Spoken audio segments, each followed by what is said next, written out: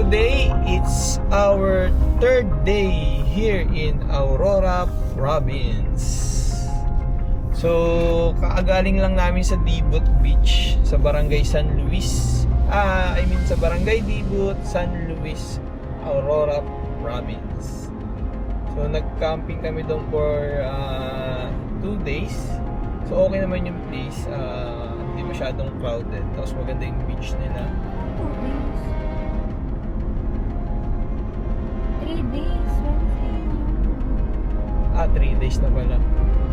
So kasama natin si Outdoor PH, Angeles Family, at saka si Sir Noel.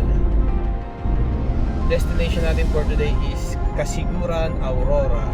So samahan nyo kami. Tara!